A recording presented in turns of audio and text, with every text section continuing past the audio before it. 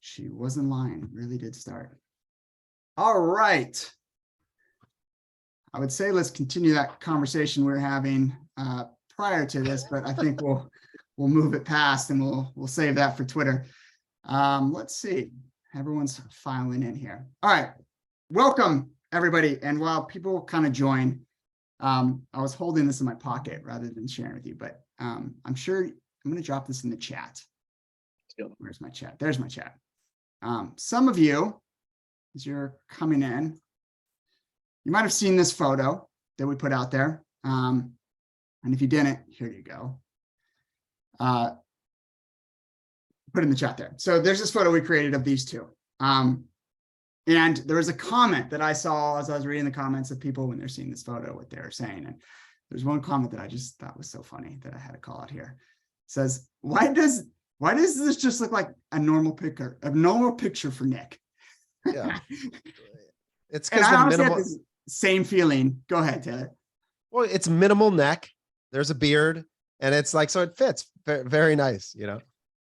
It does. And even when Sam, who created this asset, sent it to me, I was like, oh man, Taylor looks a little, okay, that might just be part of the Photoshop job, but Nick literally looks like we put him right on there and it does. So I thought that was awesome. I actually, people were asking like, so is that recent photo of you? Is that, and I was like, you've never seen Home Alone, huh? Never seen, okay. Yeah. Well, you have a long history, Nick, of Home Alone character impersonation, right? This is true. This is another fun one. Here's Nick at CTC Christmas party from 2 years ago, dressing as Kevin McAllister's father. So long history of this for Nick, for those of you that don't know. Big Home Alone guy. Big Home Alone guy. That's amazing. Shout out to Nana. Shout out to Nana for sending me that on the I hope Nana's here.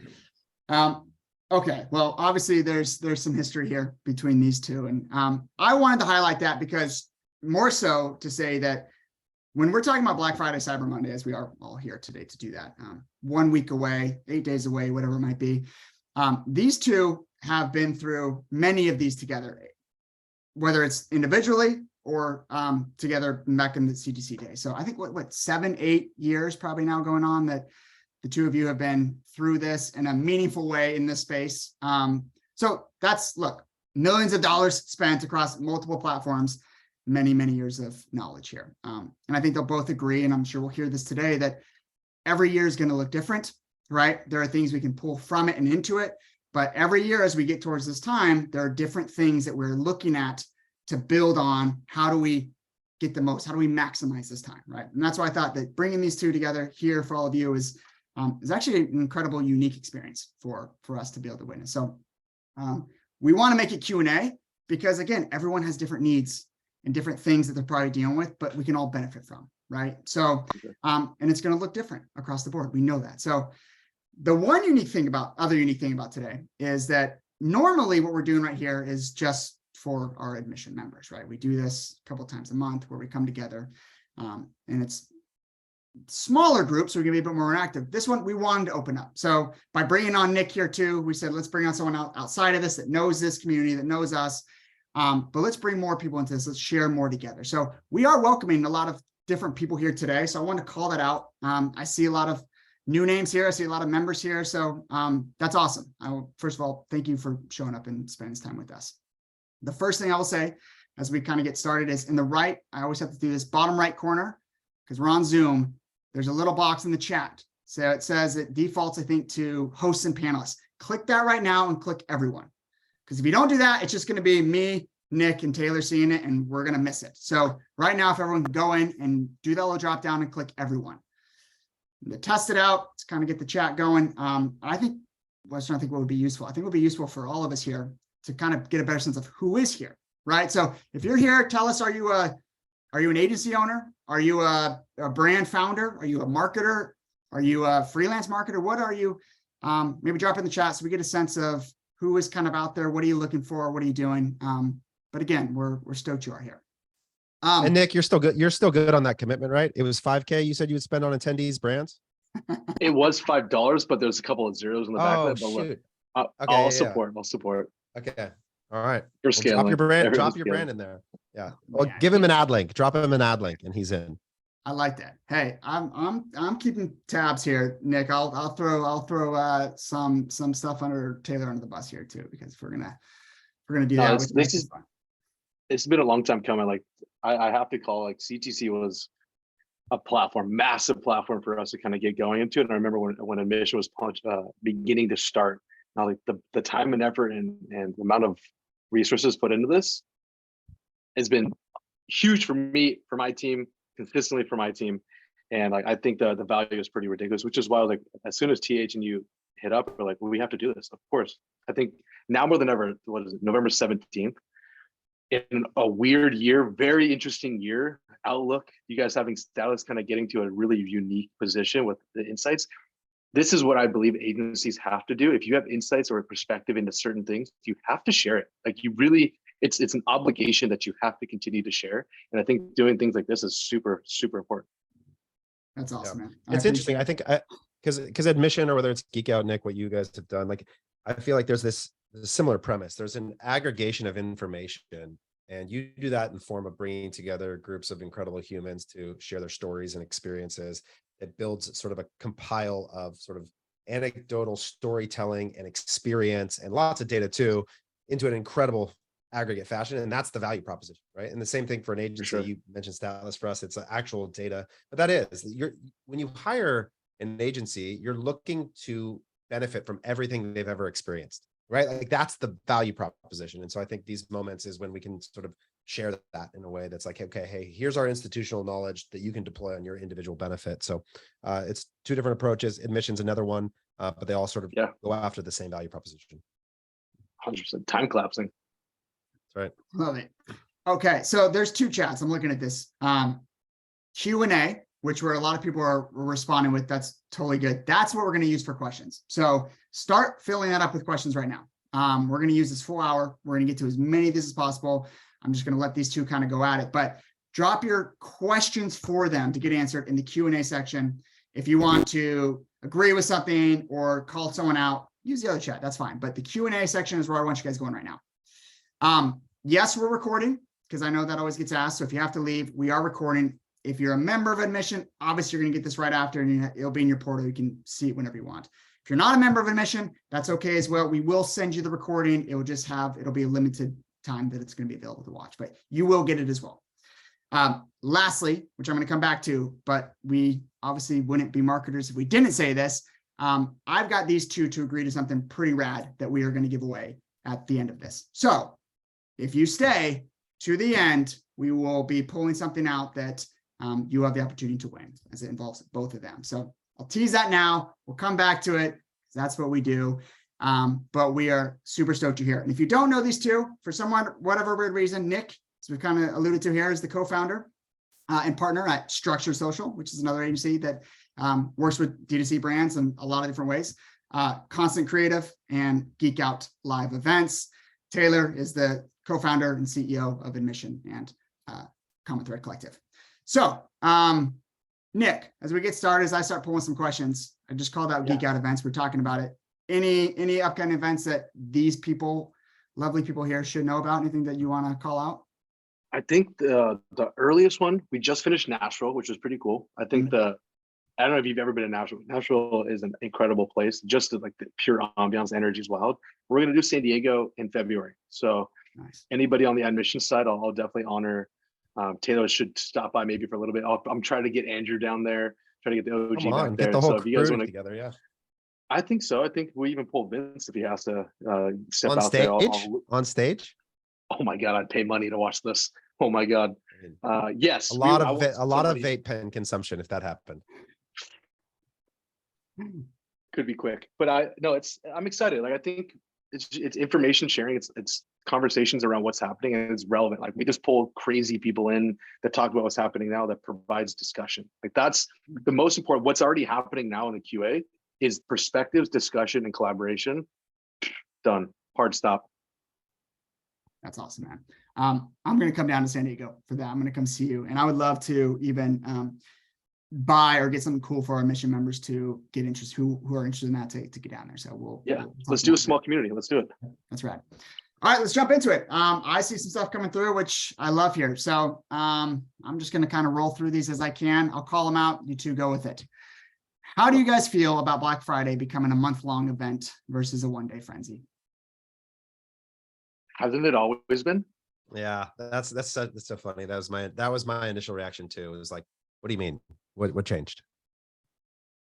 We I guess- think Go ahead, Nick. Go. we asked it, Taylor. I asked it about this earlier. I was like, who's first? It leads me to ask, are people rotating offers during Black Friday, Cyber Monday? It feels like everything gets pushed up earlier, and a lot of people on the paid side and on the email side was like, will people have enough money to spend? Go earlier, and that's always been like the narrative around it. But we didn't have too many of our brands go before this coming weekend, other than like fall sales. It wasn't Black Friday; it was fall sale focused. I don't know about you guys though. Yeah, I think that one of the things that every year there's some PR publication that does a story that every Black Friday offer is going to start on, earlier than ever before. Every year that I've been hearing that for 10 years, right? I think this year, the only novelty is we're sort of in the inverse situation from an inventory standpoint, where last year, the story was all about nobody has product because it's all stuck on a boat in the canal, or in the harbor. And so there's an inventory constraint. There's a supply problem and a fulfillment problem. This year, everybody's sitting on excess inventory. That got released and it flew into an area where there's depressed demand. And now that everybody has too much product. So I do think that we're going to see steeper, longer discounts this year, but I don't think that's a product of like Black Friday expanding as much as the business position that a lot of these retailers, especially who are really, when we think about what drives Black Friday culturally, it's not D2C brands, it's Walmart, Best Buy, like that's who really drives this culturally. And they're sitting on a ton of product. One of the things I like to do, I've been playing around with the Wayback Machine. You guys ever play with that? So like web.archive.org. And if you go look at if you want to see go look at walmart.com and you can go back to any year and you can see what did the website look like on November 17th of last year versus what does it look like this year. And you can sort of actually check for yourself. Is it really different? Were they offering deals? Are the deals steeper? And you can sort of use that as a benchmark that I'll often sort of compare against. Because right now, Walmart.com's website is deals on deals on deals on deals everywhere. But if you go back and look at November 17th of last year, it's not too dissimilar. And so I think that's a good sort of fact check, is that you can look at the whole internet. It's archived. It was what you guys brought up earlier, and I think one of your data guys dropped this. It was like, should you even participate in Black Friday, Cyber Monday? And there's right. Going to be a couple of questions about that for sure. We always thought two buckets. Do I need to move a bunch of inventory, or do I need to save as much profit as possible? And it's like, where do you fall into it? Then from that point, going into the unit economic conversation you love to have. That's right. And so I think that that's sort of a separate question of what's the best way to maximize Black Friday. But I would avoid the pressure to behave based on that constraint, or based on what you sort of perceive the public to be doing, and stay focused on sort of your business objective, I think, is a general idea. But I don't believe that there's this change in our sort of movement around Black Friday.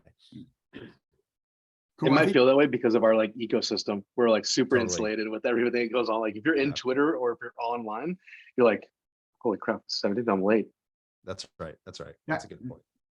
You guys just hit on Joaquin. I was going to call out. They nailed your rant. You said my clients get anxious when seeing competitors launching early Black Friday when it's proper time. I think you guys hit on that in a well way. Here's one I like. What is your paid media budget split between pure prospecting versus retargeting website visitors on Black Friday through the weekend? Do you think there's an opportunity to acquire net new customers via pure prospecting ads on Black Friday? Or should the majority of the budget be spent on retargeting website visitors who already are aware of our brand?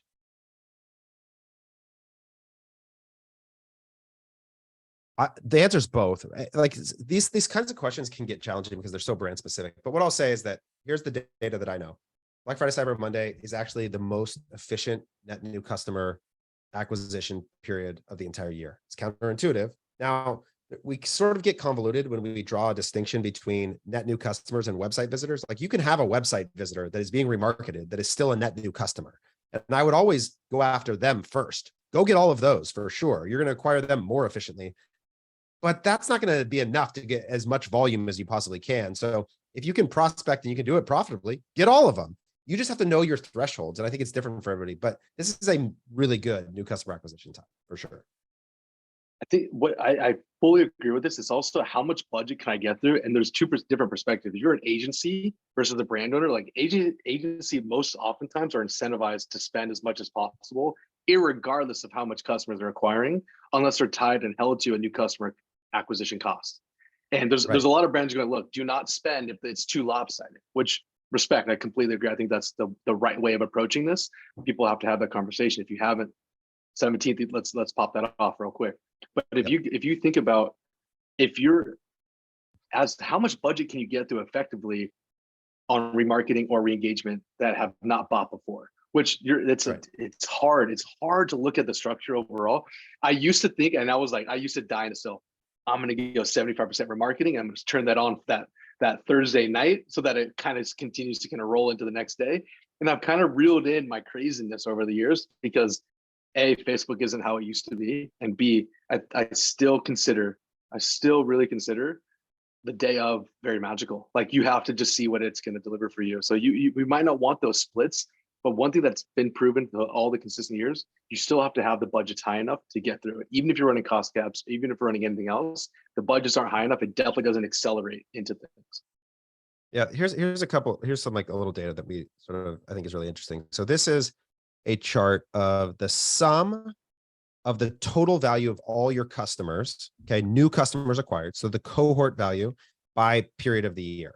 Okay, so what this is showing you is the volume of customers, like how many customers in revenue, not individual customers, but total revenue from customers do you acquire, new customer revenue in any given time period of the year, and what does it cost to acquire them? So what's not intuitive to people is that the CAC, because everyone talks about rising CPMs in Black Friday, Cyber Monday, but the reality is like the reason CPMs rise is because conversion rates rise. It's like there's a relationship there, but this is the highest volume. In other words, you will acquire the most customers during this period of any other time during the year at the cheapest CAC for the entire year. Now, there's a deficit in the value of those customers. Like they're not as valuable on an individual basis, but the sum of them, the total volume offsets that.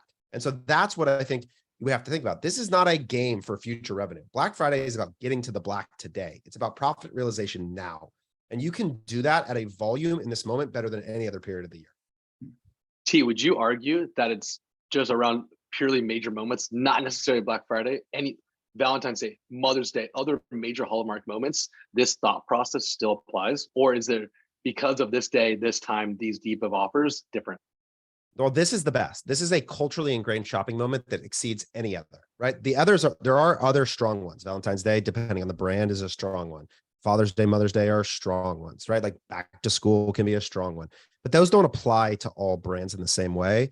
We talk about this idea of 4 peaks theory, right? That you're developing these moments, but this is the best one in terms of volume and efficiency, not in terms of LTV, but in terms of those two metrics. This is the best moment for almost every brand. There are exceptions, of course. All right, Jay and Mod. I wonder if there's any. Oh, keep going. Before you ask this one, I wonder if there's any brands that are going like, we're not participating in Black Friday this year. I'd be very curious to see anybody that's like, no.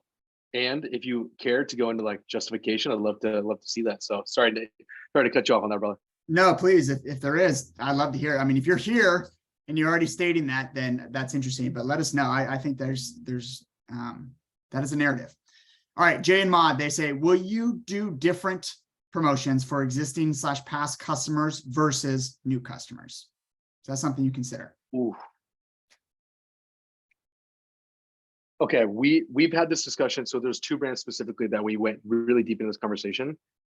It is a nightmare on customer support. It is such a stress for those to think about like what offer is running now, where does it live on the website? Are you having specific individual landing pages? It's a lot to work. If your team is okay and ready to play with this and ready to go down that path, it will probably most likely speak better to that customer you're trying to attract, because that offer should have some thoughtfulness behind it of what you've done before. But it's a customer support nightmare. Yeah, the other thing here is that, so like we have clients that will a good example is this, like take your VIP customers and offer them something more. But there's a tension here, which is that, do you really need to discount your product further to the people that already love you? Or is that just sacrificing margin because those people are going to buy anyway?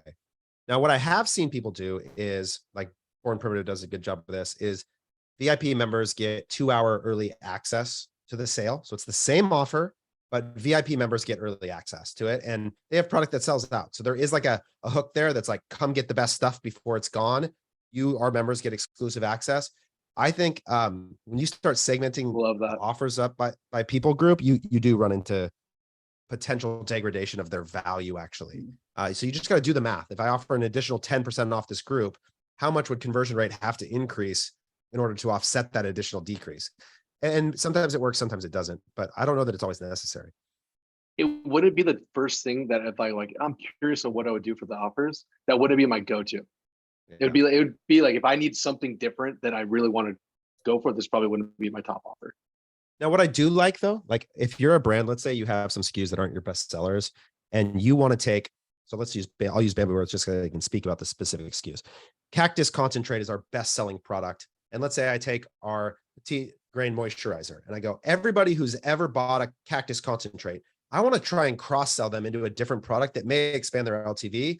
And so I'm going to give this subset of purchasers a deeper discount on this one SKU. That kind of thing, if you have the creative resource to get that specific, I think there can be ways to move excess inventory or to make sort of attempts at customers experience a broader set of your product catalog that are intentional. But in terms of just like, take the VIP customers, offer them more money off, I would be careful about that kind of stuff. Doesn't like a Nike or Adidas, I'm trying to find it where I saw this. I don't know which one of these two sites. They literally list the product, but you can't get it unless you're a VIP. It's still there on the collection page. That's clever. That like it's literally sitting on it. I just haven't seen it. I don't know which one it was, but I know it might have been on shit. I have no idea what it is anymore. Right. But it was where there's some, there's some incentive to be part of the community in a way that gives you access to something special.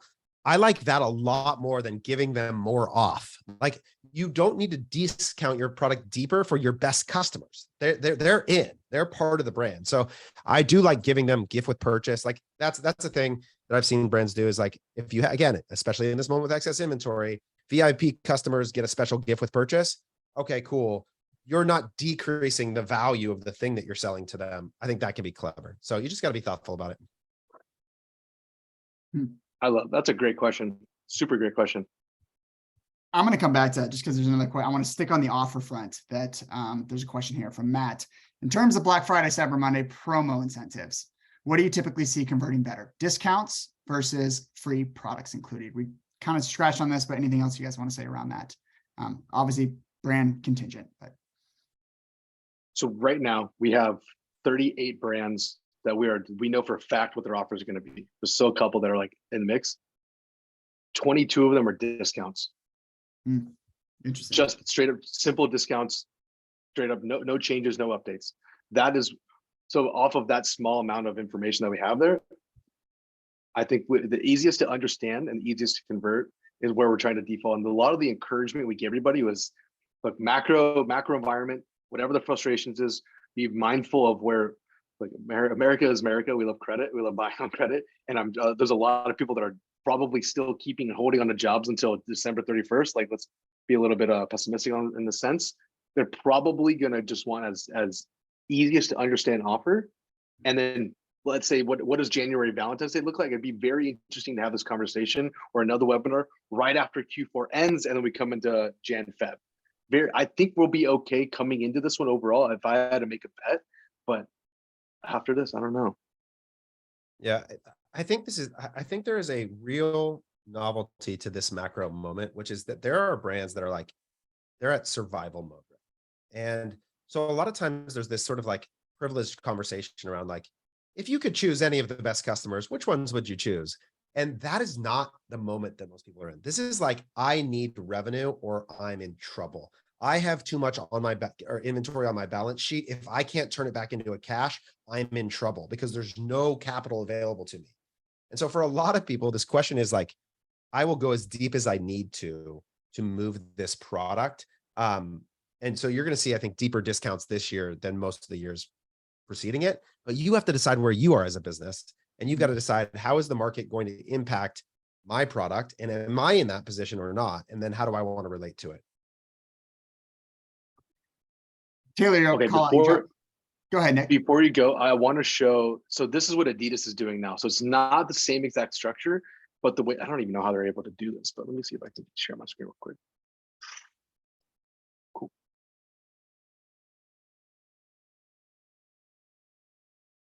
Bear with me, first time user.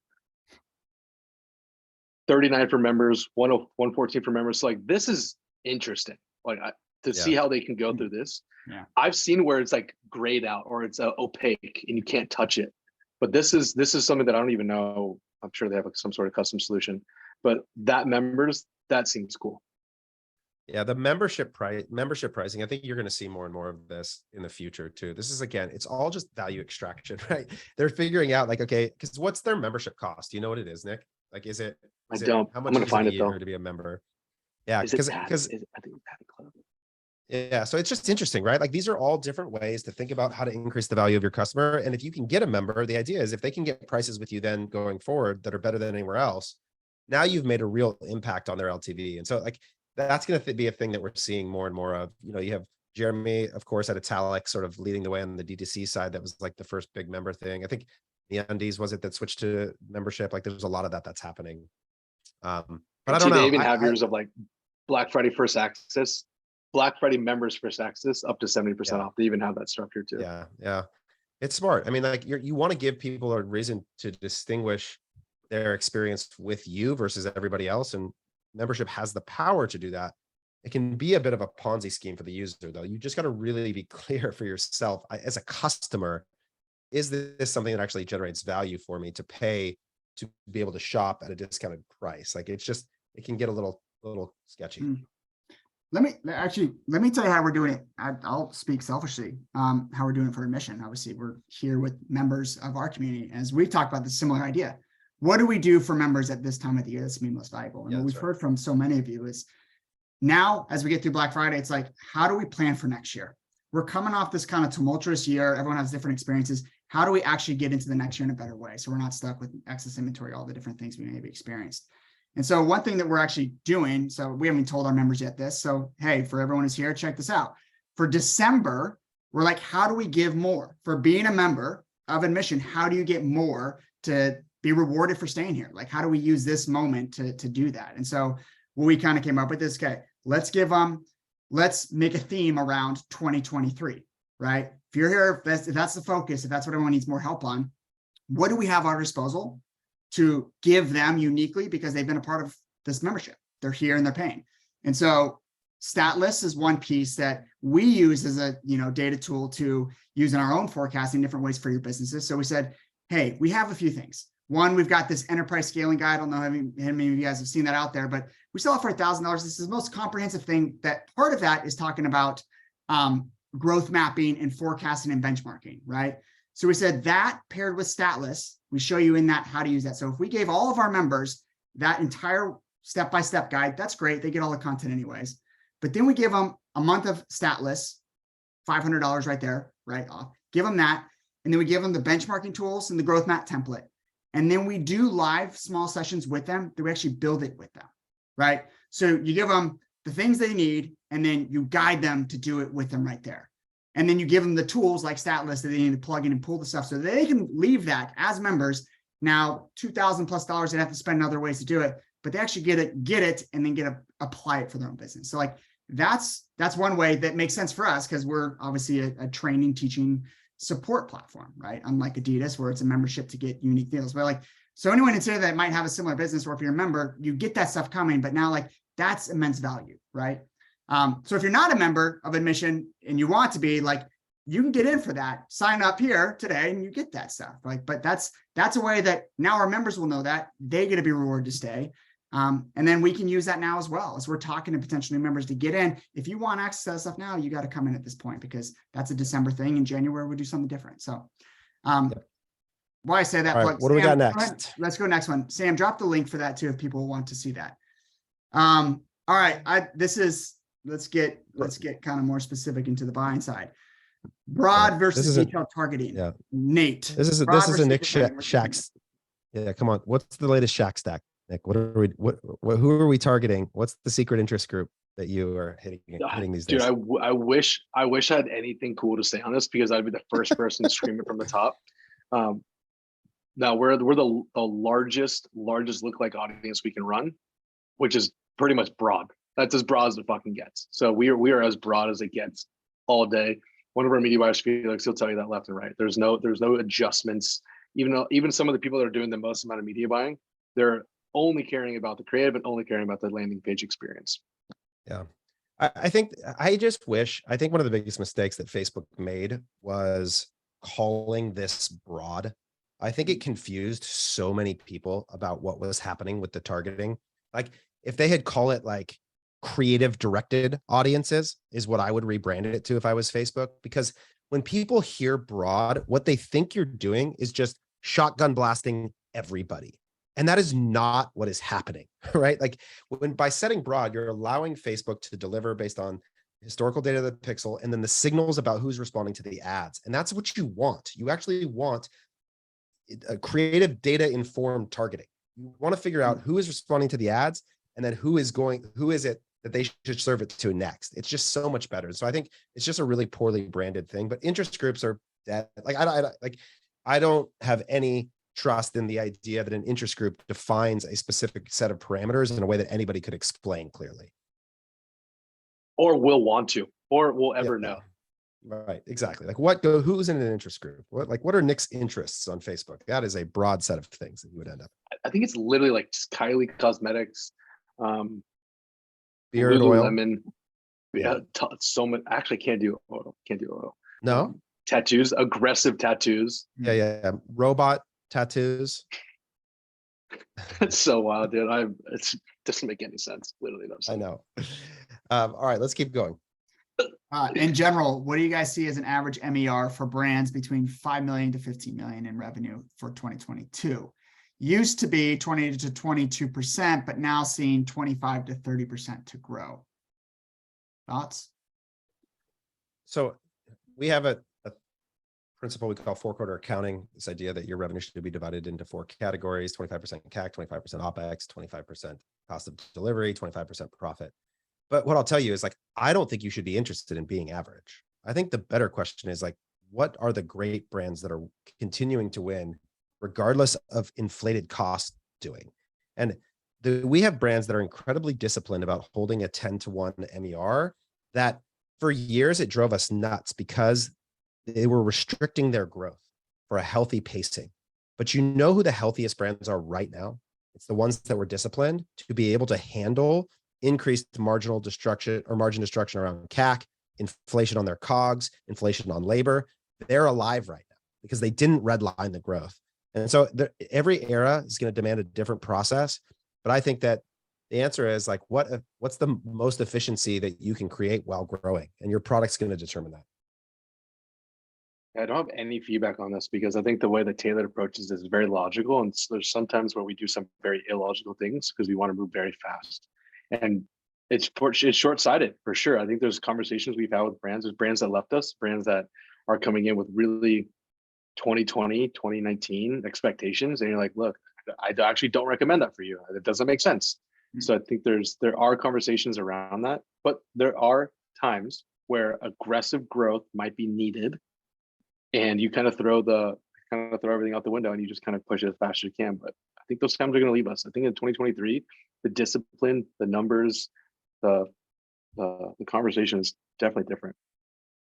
And look, I have to ask you this one. We heard two things. I heard 2 things on the conversation: low interest rates, right? Cash was a little bit cheaper. This is like 2020, 2021. No, we'll say 2018, 2019, 2020, when Twitter started popping, when Instagram and Snap, all these social platforms where they're like grow user base as much as humanly possible. Yep. That was okay. And the narrative in the public, the narrative across the brands, the D2C darlings was like grow as much as possible. And that's what we all that's what we're all striving to do and be. It's not that way. It's not going to be that way for a giant cycle. Well, so here's the important thing, and you brought it up, right? So there's this principle called hurdle rate. Okay. So if you're into finance, hurdle rate is the obligation of an investment of any type to have a potential return greater than the risk. Okay. When your cost of capital is 0, okay, or it's 1%, the hurdle rate in order to make that investment can be really, really low. It can have a very low likelihood of success. It can have a 2% return and still be a great idea. When your cost of capital is 10%, the hurdle rate goes way, way, way up, meaning the thing has to have a higher likelihood of success at a higher return in order to warrant making the investment. So in this moment, if you are going to run your business, you have to think about, where do I have capital? If you're producing free cash flow, then this is sort of inconsequential because you're self-funded. But if you're going to ask somebody for money, whether it's an investor or a bank, you have to be able to show a return profile on that money that's a hell of a lot better today than the requirement was 2 years ago. And so that's just like, we are in a different scenario because the cost of money has gone way up. But we have great friends. You were great friends with them as well. Wayflyer, right? Yep. Great team, incredible. Hey man, we've never had this many brands that wanted to work with us. It never had this much inbound. But we can't take anybody because of the qualifications. I'm like, why? He's like, they come with us. They already have 9 loans, 6 loans, 8 loans, different credit, different. I'm like, this is why. He's like, yeah, there's a lot of things that haven't even really hit us yet, and they want to support. They have the cash to deploy, like in the B's, but they can't because everybody is already kind of leveraged to the T. That's right. And that's, so on this week's podcast, I was talking about our Bamboo Earth experience and what some of the things we've learned. And when there's this band of free capital and the banks, like think of like the Fed or the banks as like the core source of money for a lot of people. When interest rates are 1 or 2%, what ends up getting built on top of that is a different lending stack. That's the Wayflyers, the Clearcos, all the PayPal, Shopify, all become lenders because there's arbitrage between what they can get money at and what they can lend it to you at. And that also means that they push the risk profile way up for who they're willing to lend money to, because the default rate can be higher and you can still make money because the money's so cheap. So there were a bunch of people that got loans that really weren't probably positioned to do it based on their risk profile. And that's fine as long as there's another lender to go to when it gets bad. But suddenly, like, that musical chairs game is coming to an end. And that's what you're describing. Yeah. Is there's no next lender that's going to take on that and restructure that debt that you have. All right, I'm bouncing around here. I'm going back to you, Nick. I know Taylor recommends cost caps. Does Nick also use cost caps, or do you use lowest cost, highest volume? It's a mixture of both. And here's why: because you're going to have the control with the cost caps, but you're still going to need to get through some of the budget to get the volume. So I think there's a relationship that they both can live in the ad account as like a little bit nice little ecosystem. Jordan Menard talks about your ad account is a nice ecosystem. You can't just have one thing running. So there are times where cost caps will not produce, and then you're in Black Friday, Cyber Monday, and you've waited and you push, and this is the time to do it, and the cost caps don't spend because you don't have benchmarks, or that's Facebook is Facebook. What do? You have to have other ad sets that are solely set that can spend. So I do think it's a volume, and it's as much as you can get out. Cost caps, they're gonna be safe. It's definitely gonna be safer, but do you want to have the conversation of going like, why didn't you spend my money? Or why didn't I get to spend my money? Versus like, thank you so much for saving all my money. Pick your poison. Yeah. So Nick's right. Okay. And I take a dogmatic stance on this because I think it's about where we are on the pendulum spectrum here. If this is like everybody's being way too conservative and they need to go to highest value, then fine. But that's not where we are. What I see way more often is people are lighting money on fire, and they need to rethink what they're doing, and they need constraints. Like, we need to put a governor on this ad account. And that is way more often the problem that I see businesses in. We have ad accounts for certain brands like APL, we were talking about before. Nick, you used to work with them too. Like, they don't work, their ad account runs so efficient that I don't worry about cost caps because they're never at risk of losing money because their ROAS runs for between 4 and 6, right? Like, it's not on the edge. But so in that case, like, fine, run highest volume, make sure you get your money and do the best you can to produce the most margin possible. It's just a different scenario. But a lot of brands, it's like, if you miss your CAC target by 20%, you've pushed your payback period out 6 months and you don't have cash for that, and you're going to die. And so it is so much better that you don't spend money in that scenario than it is to deteriorate your capital, which is so precious. So it just depends on the situation you're in. Omer, just to answer this succinct as we possibly can, Taylor and I are long in the tooth. We'd like to speak. I think it's an ecosystem. I think you want cost caps to control yourself so that you have something that's effectively converting it where you want it. But if you're not going to get the volume, you got to have some lowest cost running in there, or else you'll risk not spending anything or too little. Love it. Sorry about that. We All right. pop off on sometimes. Now that everyone great. gets a sense of you two, I want to, what I teased earlier, call out now. So both of these guys had agreed to, by coming on today, spending time, and you're here spending time with us, that we want to give away a free consult with 1 hour consult with Nick. Use it when you want, how you want, whenever you want to do it. And same thing with Taylor. So we're going to, at the end of this, draw a name, but here's the catch. You got to be an admission member. So members that are here, your name's going in a hat. Sam's pulling it. She can see it. We have the full list. So if you're here and you're an admission member, at the end of this, we're going to pull a name and you're going to get a free 60-minute call with both of these guys independently whenever you want, which is very gracious of them. If you're not a member and you're here, you can still do that. So Sam will drop the link. If you don't know what admission is, you probably should, but if not, I'll give it's, you get all of CTC's content. It's basically on-demand access to our people, our content, our knowledge, our data, right? So you can get real-time support from our staff through a private forum. You can get one-on-one support, you book their time. You can join small workshops like this. You get it all, but you get on-demand to all our people. During this moment, this time, like I said, in December, all the stuff you're going to get as a member, that kind of stuff. Like, how do we know that every business is very unique?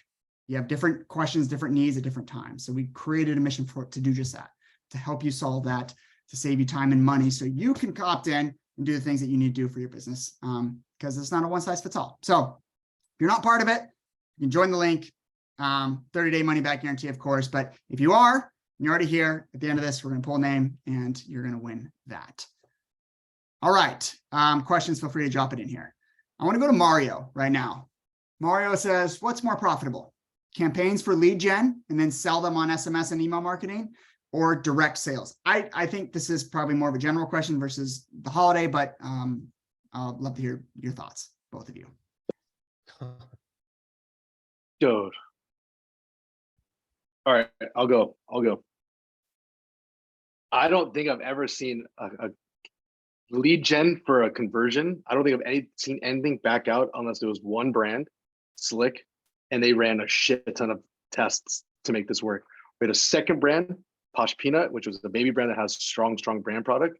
Lead gen, optimized it for conversion to sell them in SMS, sell them in email, has never backed out unless the math works. And on Facebook with the CPMs and CPCs, did not work. I'm with Nick. I have almost never seen the lead gen thing back out. And I think that people, when they do to me the math, when they show me the math that they're doing to how it backs out, I think there's a really big flaw, which is what I see a lot is they're running a lead gen campaign, okay, to an email, to a post, or to a post sign up survey, and they're measuring that return, and the return looks good, but they don't have that group of email signups excluded in their other ad funnels. Okay.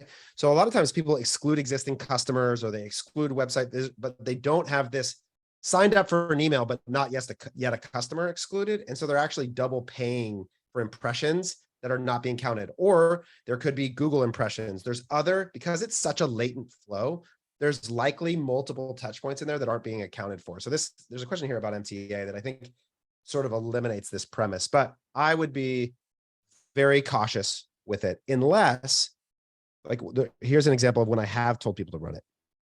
If you are in a position where you are actually winning and you have excess profit in a month, like you're winning, you're more efficient than you need to be, in that instance, buy future revenue. So what I mean by that, buy emails at that point for the sake of your future profit. And I think that trade-off can be worth it, but I would be very cautious of this activity. It makes sense. Like dude, if this worked, that'd be fire, super fire. Going back, I missed this, I think, from earlier on cost caps. Enrique says, Black Friday, Cyber Monday, as it relates to cost caps, do you guys increase the caps more than normally? And if you do increase them, how much?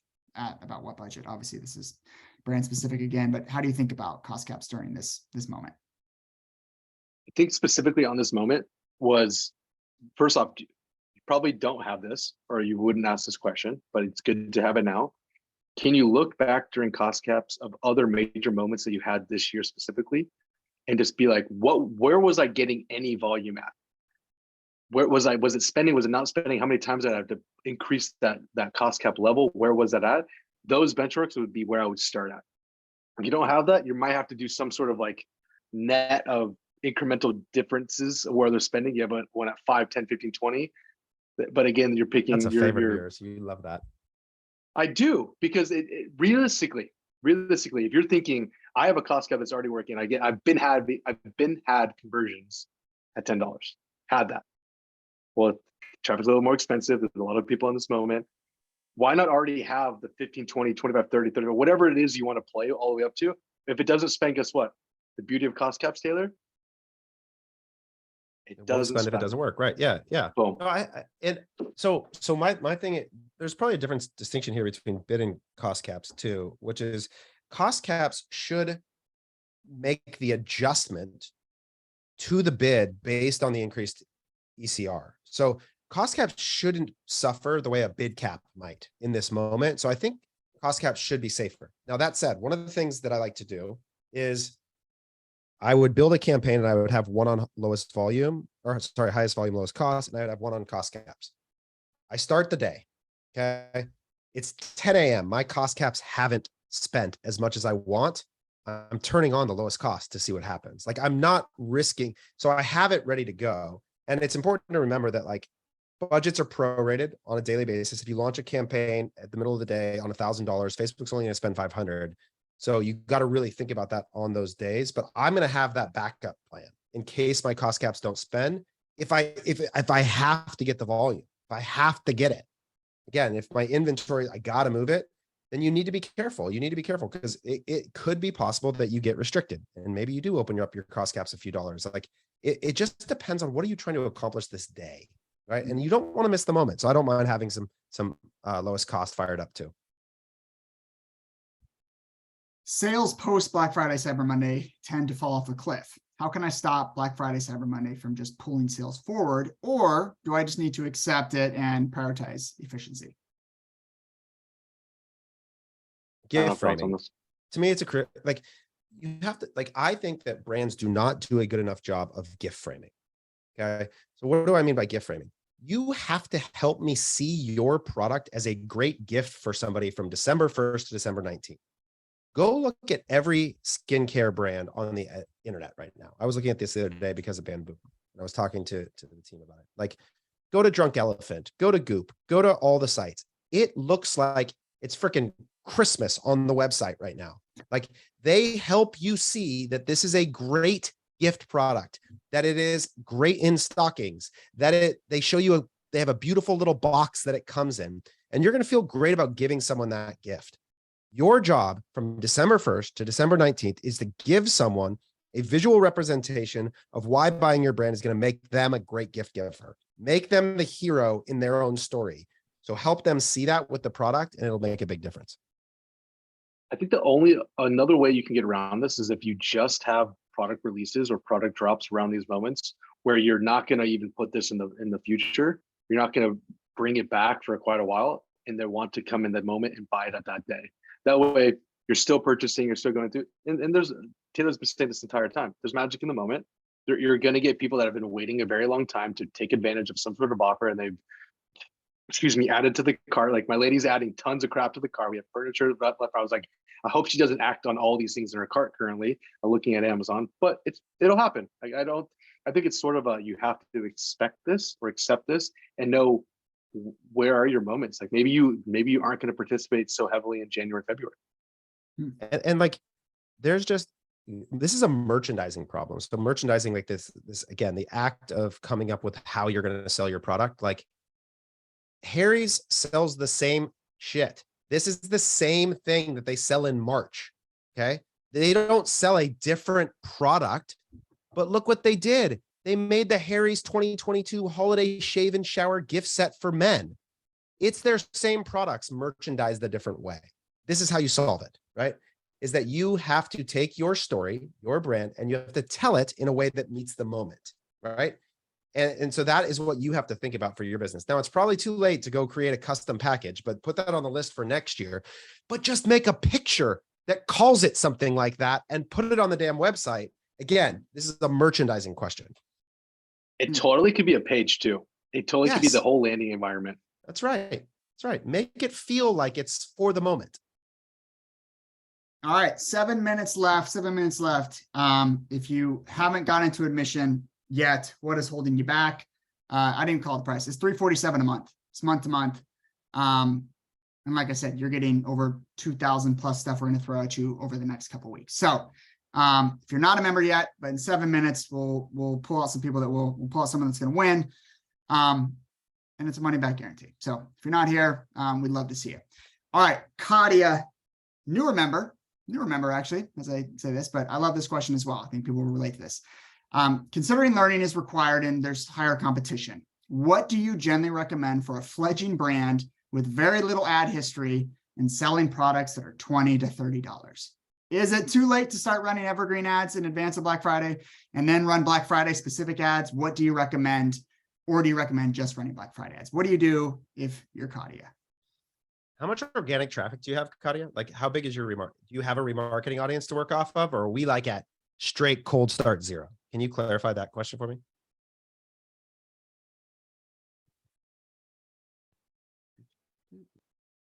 Zero. Yeah. I think it's going to be a very challenging environment for you to win in. Like if you think about the algorithm, it has zero data on your expected conversion rate. What's it supposed to bid? How is it supposed to get the data feedback in a highly competitive environment?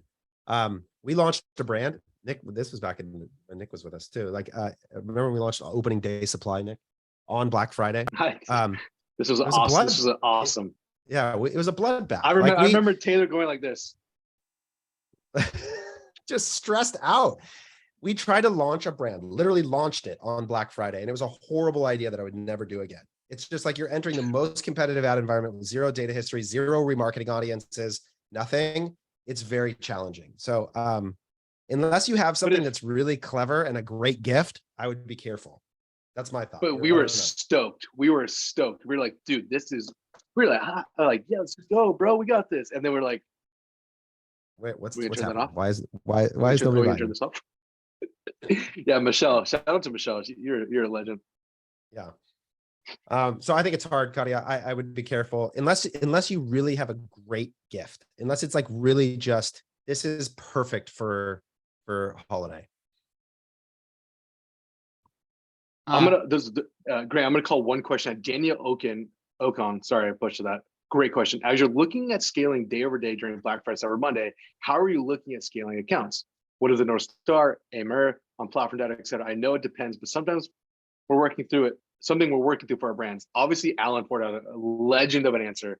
One day click, ROAS platform using one first party pixel, start budget, 2 to 4. I don't disagree with anything you're asking. I don't even think I would add anything different.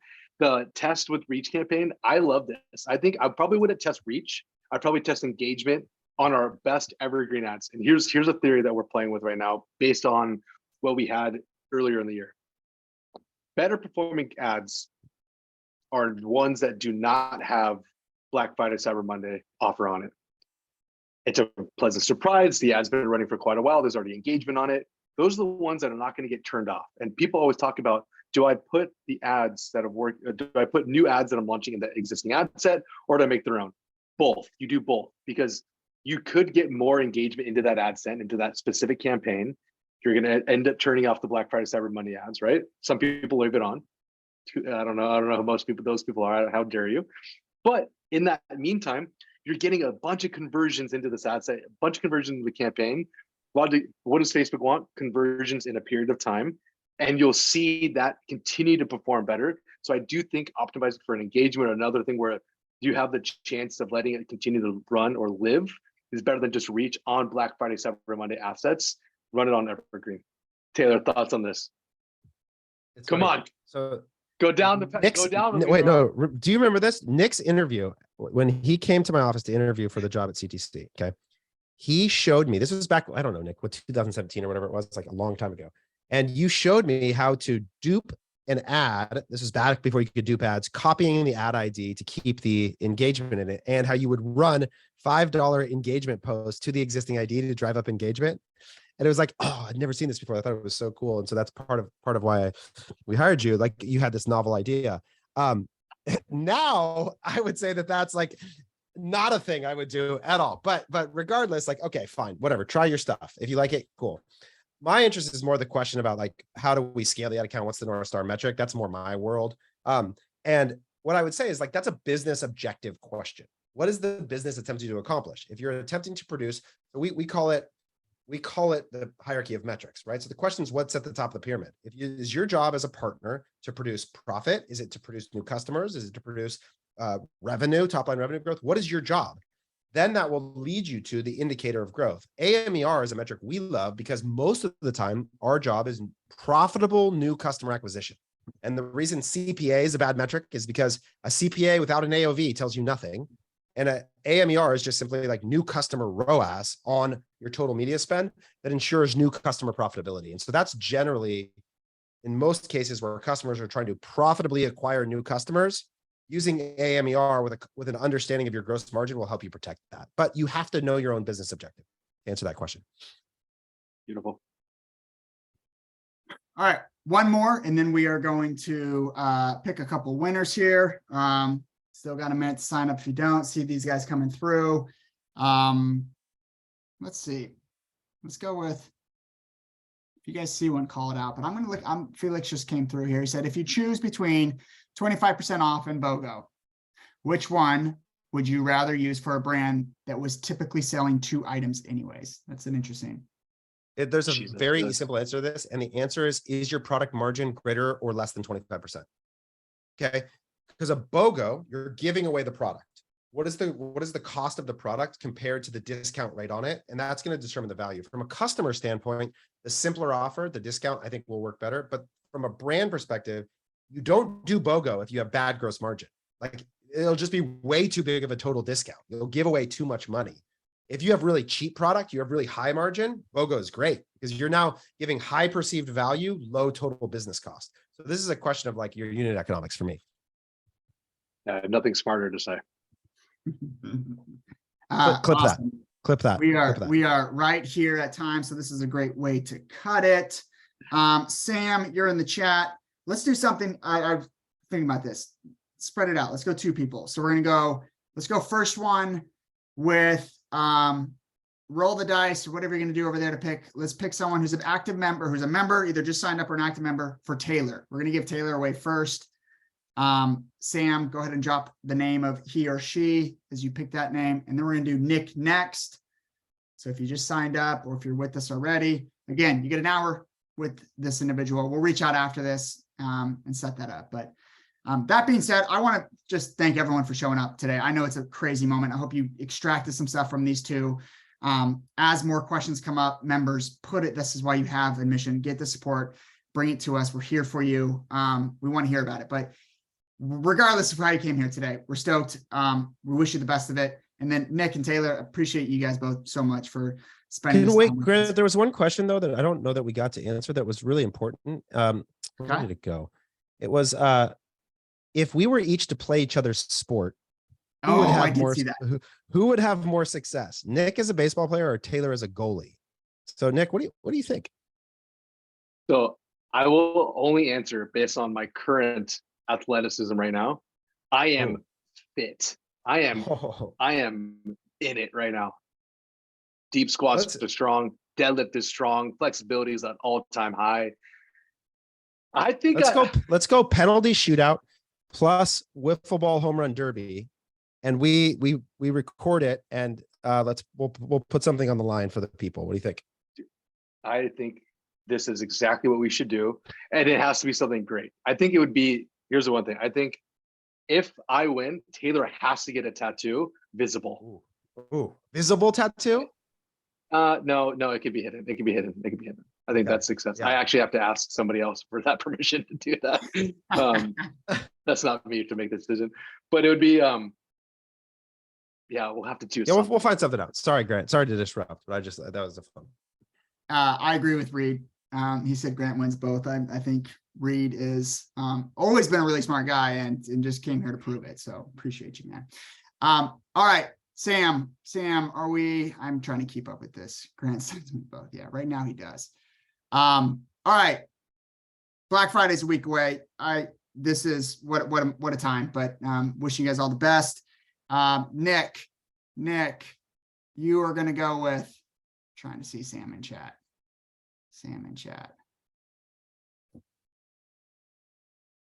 Bear with us.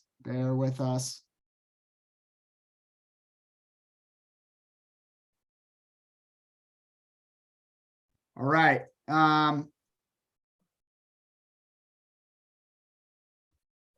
Okay.